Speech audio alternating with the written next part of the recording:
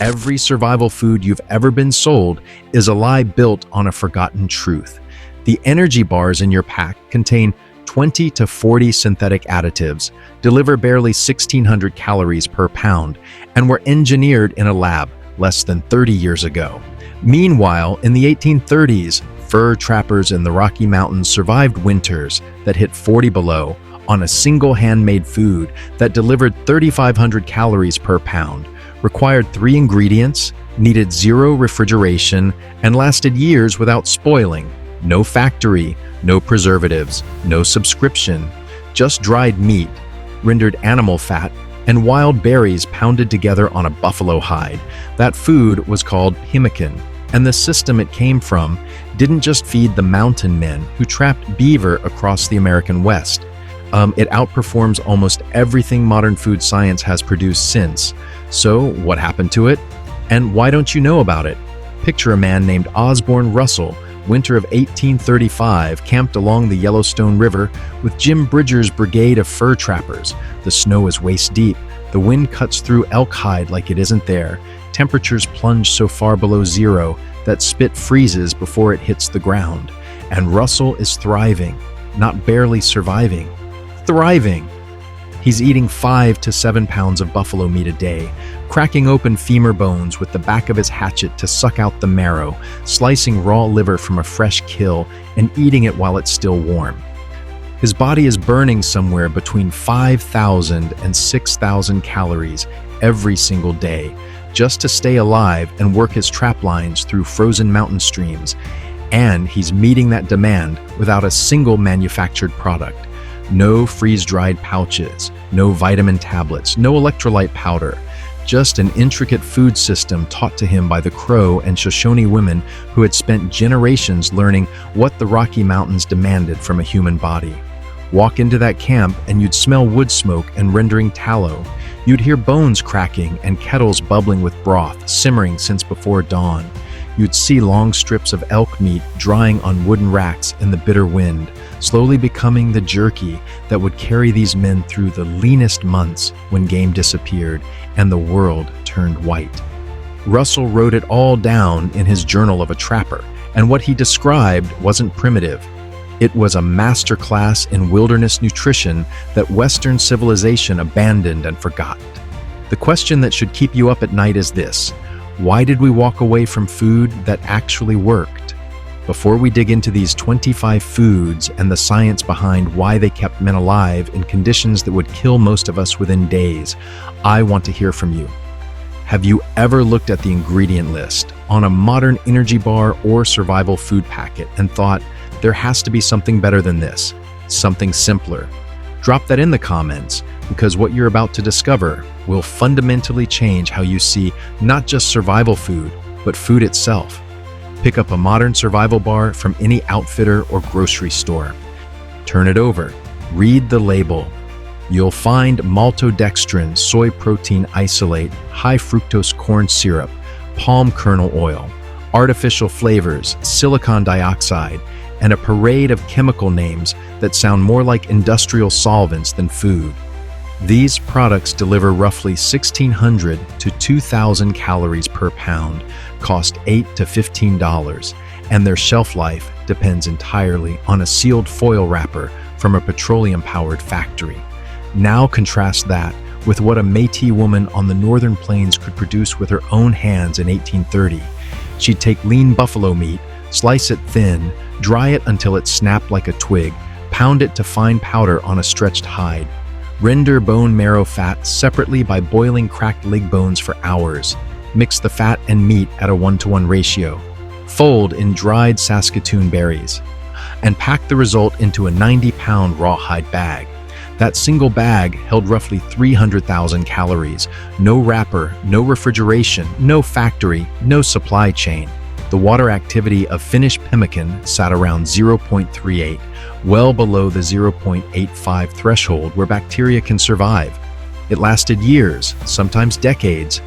3 ingredients, 0 additives, nearly double the caloric density of the best modern alternative. Here's where it gets worse. The industrial food system didn't replace pemmican because it found something better. It replaced pemmican because pemmican couldn't be mass-produced in a factory stamped with a brand name and sold at a 600 to 1500% markup. The old way required skilled hands, animal fat rendered over open fires, and dried berries gathered by people who knew precisely when each species ripened. You can't patent that. You can't put it on an assembly line. So the food industry built something inferior, wrapped it in foil, printed a label full of health claims, and convinced 3 generations that real survival food comes from a package.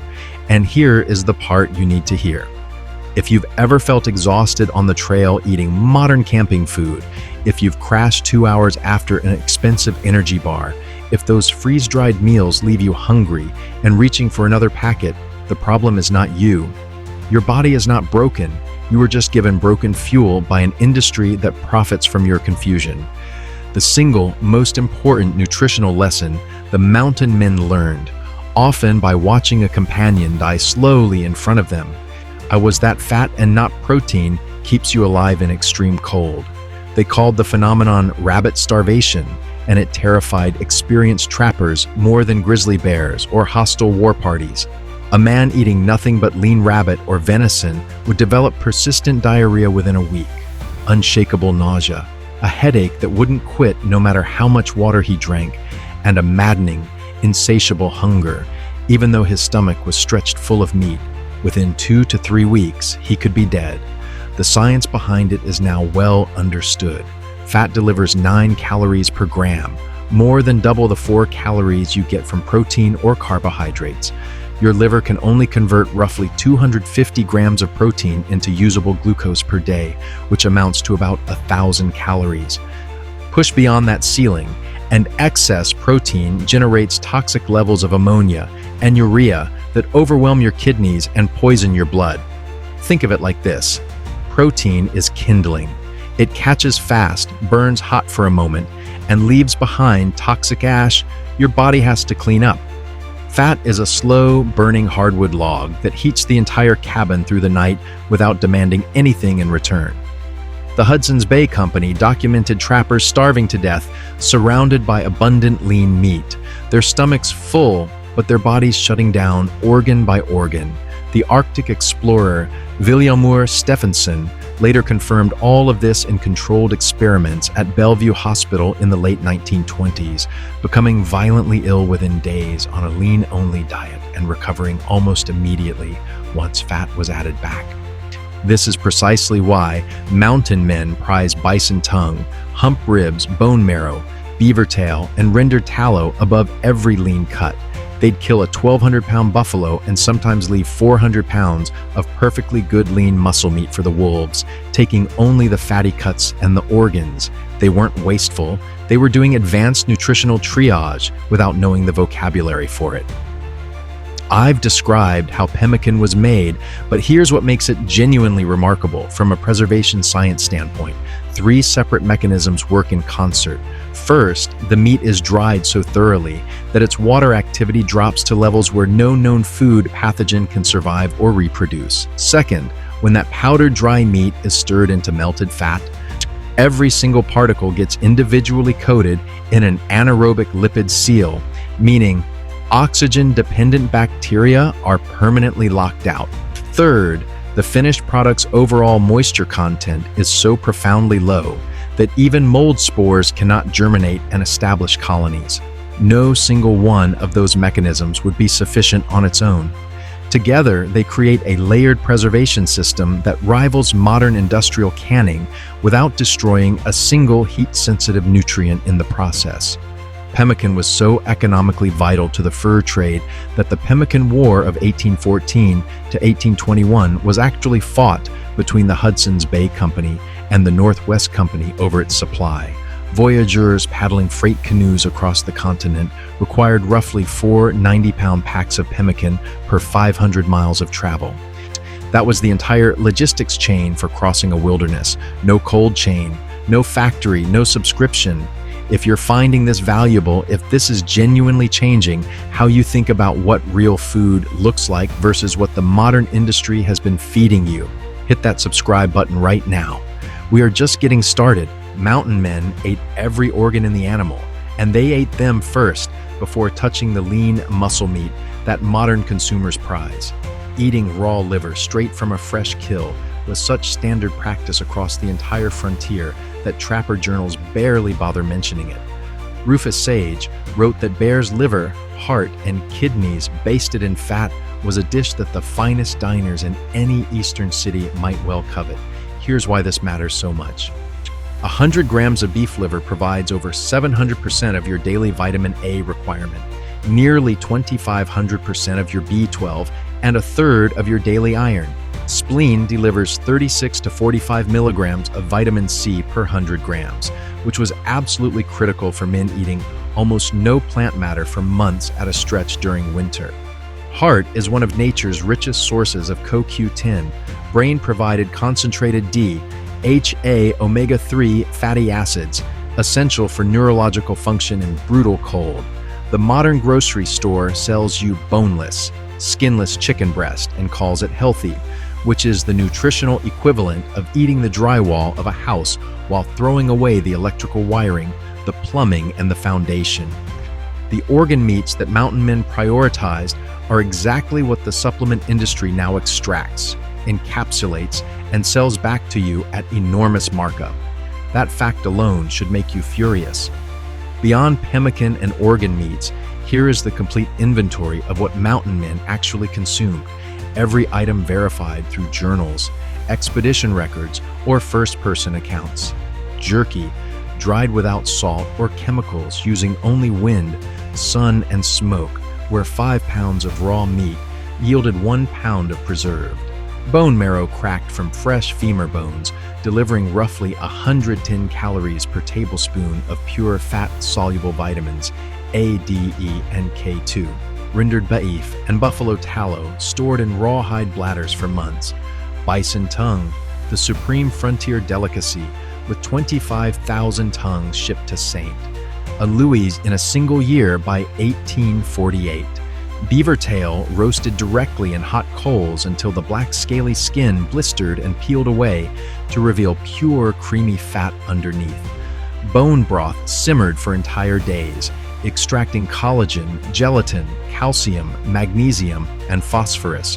Rose hips containing 20 to 40 times more vitamin C per gram than oranges. Choke cherries pounded whole into patties with their pits included, the toxic hydrocyanic acid neutralized through sun drying. Service berries dried and folded into pemmican for added nutrients. Camas root pit baked by Nez Perce women in earthen ovens for up to 70 hours to convert indigestible inulin into sweet absorbable fructose. Bitterroot peeled and boiled into a sustaining jelly. Prairie turnip with over 50% carbohydrates and 17 milligrams of vitamin C per 100 grams. Pine bark cambium scraped from the inner layer of living trees, roasted and ground into emergency flour. Pine needle tea delivering up to 5 times the daily vitamin C requirement in a single cup. Pine nuts at a staggering 3,000 calories per pound, among the most calorie-dense plant foods on Earth. Wild onions and herbs stuffed into cleaned intestine casings alongside chopped meat and kidney fat for boudin blanc, which Meriwether Lewis called one of the greatest delicacies of the forest. Fresh animal blood drunk directly from kills for its immediate iron and protein. Hardtack crackers soaked in broth or fried in rendered drippings. Parched corn roasted in skillets with fat, so efficient that Captain Marcy estimated half a bushel could sustain 1 man for 30 days. Dried corn and cornmeal traded from the agricultural Mandan and Hidatsa villages along the Missouri River. Salt pork shipped from St. Louis at extortionate rendezvous markups of 600 to 1,500% over Eastern prices. Smoked and dried salmon, especially critical in the Pacific Northwest where Clark documented 10,000 pounds of dried fish at a single trading site. Rock tripe lichen, the true last resort starvation food, boiled in repeated changes of water. Buffalo gall bitters, 1 gill of gall mixed with a pint of water, used to restore appetite and settle the stomach after periods of gorging, and wild garlic and prairie herbs gathered to season everything from boudin to broth. Here is the part of this story that almost never gets told in any documentary or history book. The entire food system that kept mountain men alive was not their invention. It was a Native American creation, transferred primarily through intermarriage. Historians estimate that nearly 40% of fur trappers married Native American women as their first wives, with another 10% marrying Métis women. These weren't casual arrangements, they were survival necessities. The women knew how to butcher up to 10 buffalo carcasses in a single day, how to render tallow at the right temperature, how to pound pemmican to the correct consistency, how to identify which roots were edible and which were poison, and how to store food in parfleches that would keep it safe through months of brutal winter. Sacagawea's plant-gathering knowledge almost certainly prevented scurvy during the Lewis and Clark expedition. The Crow taught buffalo hunting and food storage. The Shoshone shared their root-gathering wisdom. The Nez Perce contributed their sophisticated kamas baking process. The Cree originated pemmican itself. Every one of these contributions came overwhelmingly from women whose individual names were never recorded in any journal or history. So if all of this worked so beautifully, why did we walk away from it? 3 forces converged within a single generation. Speed. Drying meat took days. Rendering tallow took hours of patient tending. Pit baking kamas root took up to 70 hours. Industrial canning could preserve food in minutes. Cost. Pemmican required highly skilled labor, abundant wild game, and knowledge passed down through centuries of practice. Canned beans required a tin factory and unskilled line workers. And a new wave of technology made the old methods seem obsolete overnight. Refrigeration eliminated the need for fat-sealed preservation. The railroad brought Eastern manufactured food to every Western settlement.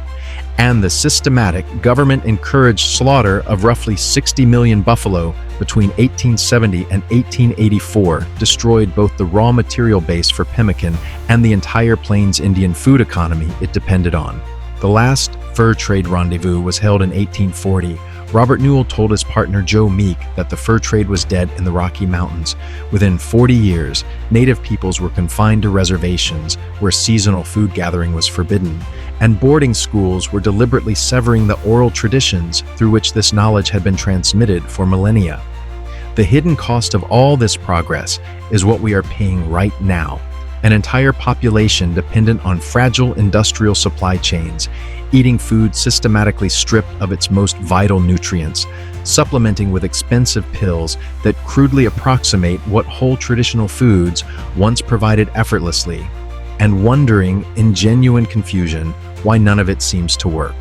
So, what can you actually do with this knowledge today? Start wherever you are with whatever resources you have. The easiest first step is to find real pemmican. Small producers now make traditional method pemmican from grass-fed beef and properly rendered tallow. Look for products with 3 to 5 ingredients maximum, 0 seed oils, and no added sugars. If you want to go further, make it yourself at home.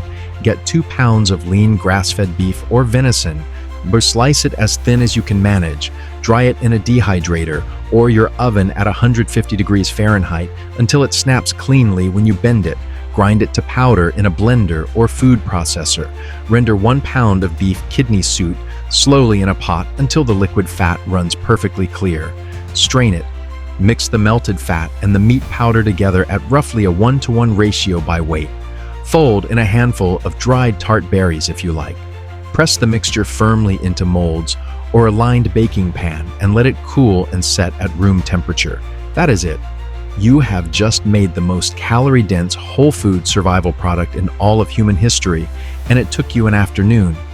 At minimum, even if you do nothing else, learn to read labels with the eyes of a mountain man. If your survival food or energy bar contains more than 10 ingredients, includes any seed oil, lists sugar or corn syrup in the first 5 ingredients, or cannot tell you where its fat came from, you are not eating food, you are eating a product. And the mountain men knew the difference between those two things. Now you do too. Those mountain men, the Osborne Russells and Jim Bridgers and Kit Carsons, were not primitive survivors, stumbling blindly through a frozen wilderness. They were disciplined students of a food system refined across thousands of years by the indigenous peoples of this continent. A system so precisely tuned to human biology in extreme conditions that modern nutritional science is only now beginning to catch up to what Crow and Shoshone and Cree women already understood in their bones. The knowledge wasn't lost. It was buried deliberately by industries that couldn't profit from it. We're digging up the forgotten food wisdom that the modern world left behind because it couldn't be packaged, patented, or sold at a premium. If you want to keep uncovering what they tried to make you forget, subscribe right now and turn on notifications so you never miss an investigation. And tell us in the comments below, what forgotten survival skill or lost food tradition do you want us to dig into next?